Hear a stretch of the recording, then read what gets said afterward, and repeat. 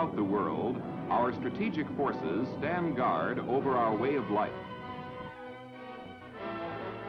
But if a general war engulfed the world, all our military power could be helpless.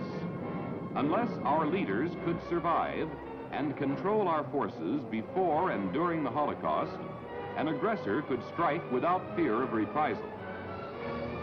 Only the belief that we could control our forces throughout the entire spectrum of a general nuclear war would deter him from striking the first blow.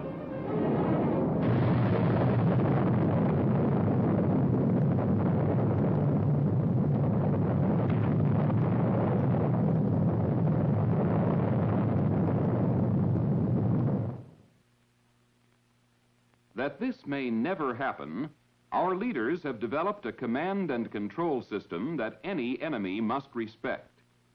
It is called the Worldwide Military Command Control System, of which the EC-135 airborne command posts of the Joint Chiefs of Staff, Commander-in-Chief Strategic Air Command, U.S. Commander-in-Chief Europe, and U.S. Commander-in-Chief Pacific are integral elements. These highly survivable alternate command centers exist primarily to assure timely execution of our war plans and to provide trans and post-attack command control of the nuclear forces. Four elements are vital to the exercise of such command and control of our forces: a survivable command authority, a survivable two-way communication system, flexible weapon systems, and accurate intelligence data. A survivable command authority must have a professional battle staff, a database and equipment which will permit the commander to evaluate the situation, to make decisions, and then carry out these decisions. Communications must be able to survive under all conditions, to enable the commander to monitor, control, direct, and redirect the continuing war effort. The weapon system must be flexible, must be capable of surviving the initial onslaught, must be capable of high alert rates and immediate response, and must have an inherent ability to satisfy restrike and retargeting actions. Operational intelligence data must be accurate and current, must be based on strategic war reconnaissance for the realistic application of force, replanning or retargeting actions during the trans or post-attack period. The worldwide airborne command posts provide two of these elements: a reliable and survivable command control capability for the national command authorities, and survivable communications. A national emergency airborne command post, supported by the Air Force,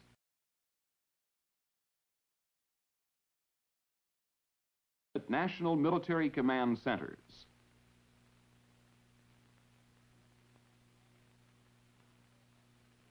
The others are the primary fixed ground alternates supported by the Army and the surface mobile system supported by the Navy.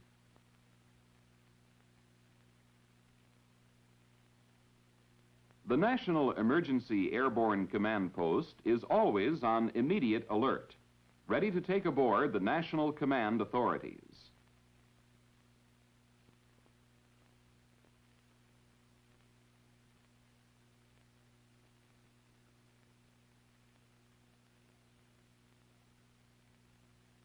Manned by a highly trained operational team, and with the national command authorities aboard, it can function as the primary national military command center. Communications are maintained with the national command centers, other military command posts, civilian agencies, and commanders of the unified and specified commands. The National Emergency Airborne Command Post is one of the strategic airborne command posts. The command post aircraft and supporting radio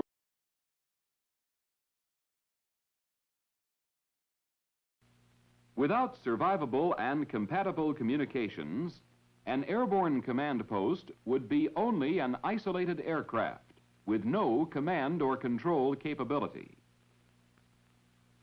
Airborne voice and secure teletype communications are provided through several radio systems ranging from very low frequency to ultra-high frequency, ensuring survivable communications in a nuclear environment.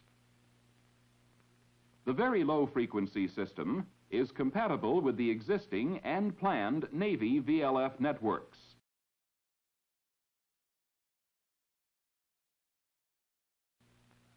Every airborne command post is manned by a highly skilled operations staff team headed by a senior officer. All the battle staffs except SINCSAC are tri-service. Organization of each is much the same. A communications officer, an emergency actions officer, a logistics officer, an intelligence officer, an operations officer, and others as required, such as the electronics and communications specialists. The battle staffs of each command post are tasked with the management of the database, manually updating it as new information is received. They monitor the status of their primary command centers, main communication networks, and forces they may have to control. This activity maintains the alternate command centers in a high state of readiness for the time they may be needed. Now, if the enemy decided to launch a nuclear attack, let's see how the EC-135 airborne command posts could be expected to perform.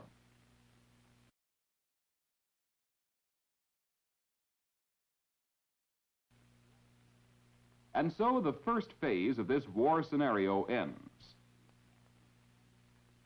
The survivability of the national command authorities, the senior military commanders of strategic forces, and their trained and experienced ops staff have enabled the United States to execute and monitor the progress of the war.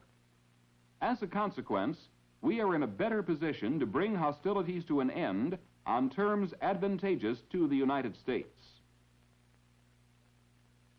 The action you have just seen was simulated. You have seen that of the four elements vital to the strategic command and control, the worldwide airborne command posts provides two. Meantime, programs are being considered by the Air Force Systems Command to further enhance the survivability and capability of both the airborne command posts and their communications. A larger aircraft, capable of sustained flight and operations from field locations to accommodate an expanded command and control staff. An airborne data automation system to permit the enlargement of the database with faster processing. A satellite communications system to enhance the airborne command post's operation will permit random flight paths, eliminate relay links,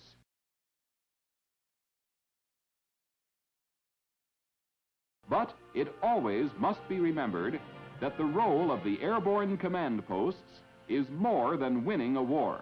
It is preventing one. So long as an enemy knows our command structure can survive even a surprise attack and continue to exert control over our nuclear forces, he will be deterred from striking the first blow.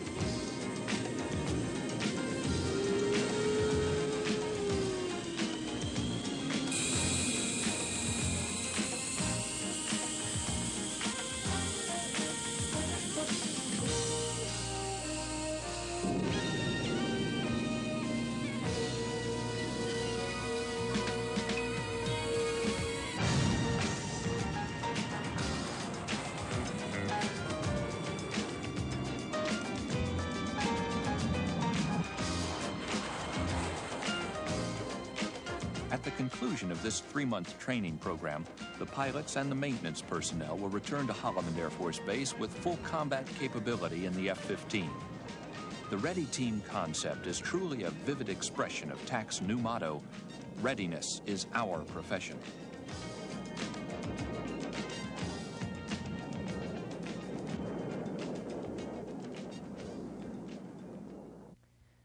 You know, I've really enjoyed being your host today, but not nearly as much as I enjoy recruiting service. It's a great way of life, with a lot of rewards, far too many to mention here. So if you think you'd be interested in recruiting duty, see your local CBPO. Hi, guys. What's this new deal on the GI Bill I've been hearing about? Well, the Air Force has always been interested in education, and it still is. The GI Bill is one way that the Air Force can assure that you get the education while you're serving.